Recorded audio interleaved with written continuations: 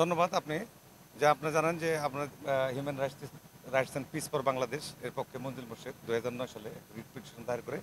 সেই রিট পিটিশনের ৩৫/৩ 2009 এই রিট পিটিশনের আলোকে আমাদের বুড়িগঙ্গা, শীতলক্ষ্যা, তুরাগ এবং বালু এই 4টা নদীকে সরকার আমাদের নদীর সীমানা নির্ধারণ, সীমানা পিলার স্থাপন করার জন্য নির্দেশনা প্রদান করে। সেই অনুযায়ী আমাদের বুড়িগঙ্গা, শীতলক্ষ্যা এবং তুরাগ এবং বালু নদীতে সীমানা পিলার স্থাপন করা হয়। আমাদের এখানে বুড়িগঙ্গা নদীতে আমাদের আজকে এই উচ্ছেদ অভিযান পরিচালনা করা হচ্ছে।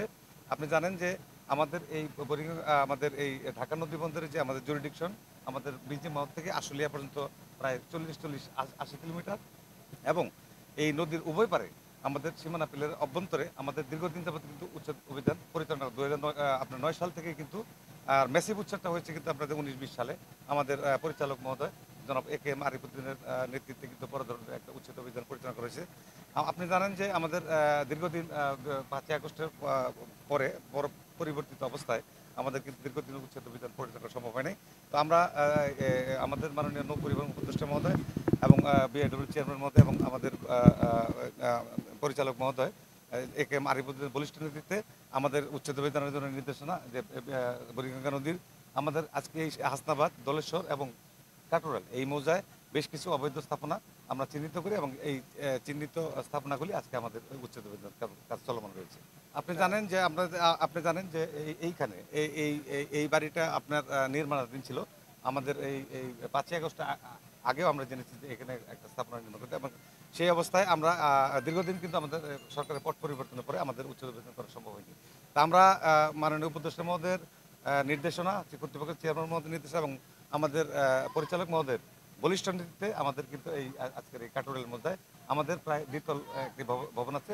আপনি জানেন যে সাবেক সরকারের একজন মন্ত্রী, বিদ্যুৎ মন্ত্রী, উনি এখানে আমাদের নদীর জায়গা দখল করে আমাদের বেশ কিছু আমার দোতলা একটা বাংলো বাড়ি তৈরি করেছে, যেটি অবৈধভাবে করেছে।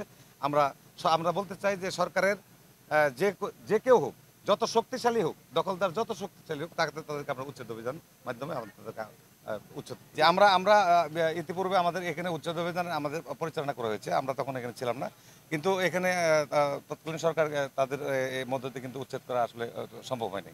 তো আমরা যেহেতু আমাদের এখন অন্তর্বর্তীকালীন সরকার রয়েছে এবং আমাদের মাননীয় পরিবহন উপদেষ্টা উনি অত্যন্ত দৃঢ়, তার সাথে আমাদেরকে বলেছে যে এই যে সরকারের যেই হোক, যত বড় শক্তিশালী হোক, নদী দখলকারী যদি যত বড় শক্তিশালী হোক, তাদেরকে উচ্ছেদের আওতায় আনতে হবে, এবং তার নির্দেশনা, চেয়ারম্যান মহোদয়ের নির্দেশনা এবং BIWT এর পরিচালক মহোদয়ের বলিষ্ঠ নির্দেশনার আলোকে আজকে উচ্ছেদ অভিযান পরিচালনা করা হচ্ছে। ধন্যবাদ। আমাদের কিন্তু আপনি জানেন যে বেশ কিছু জায়গায় কিন্তু আমাদের ওয়াকওয়ে নির্মাণের কাজ চলমান রয়েছে। এখানে এই স্থাপনাটি থাকার কারণে আমাদের ওয়াকওয়ে নির্মাণ কাজ সম্ভব হয়নি। আমাদের পরিকল্পনা হচ্ছে আমাদের ঊর্ধ্বতন কর্তৃপক্ষের কাছে এইটা অবমুক্ত আমরা আজকে আমরা অলরেডি উচ্ছেদ করছি, আপনারা দেখছেন। এই উচ্ছেদের পরবর্তীতে আমাদের এখানে ওয়াকওয়ে নির্মাণ করা হবে। এবং এই খালি জায়গা যেটা থাকে আমরা জানি যে পড়ে থাকলে সেটা দখল হয়ে যায়, অবৈধ দখল দ্বারা করে। কিন্তু আপনারা এই জায়গা তো অনেক জায়গা, ওয়াকওয়ে তো ছোট্ট একটি জায়গা হবে, কিন্তু বাকি জায়গাগুলো আপনারা কি করবেন? হ্যাঁ, বাকি জায়গায় আপনি জানেন যে আমাদের বেশ কয়েকটি কিন্তু আমরা ইকো পার্ক করেছি। আমাদের এই ধরনের পরবর্তীতে আমরা আমাদের কর্তৃপক্ষের কাছে প্রস্তাবনা দিব যে এই যে অবমুক্ত করে জায়গা, প্রায় 1.5 একর জায়গা আমরা উচ্ছেদ করে অবমুক্ত করছি, এই জায়গাতে আমাদের কোনো ইকো পার্ক করা যায় কিনা এই ধরনের চিন্তা ভাবনা আমাদের রয়েছে।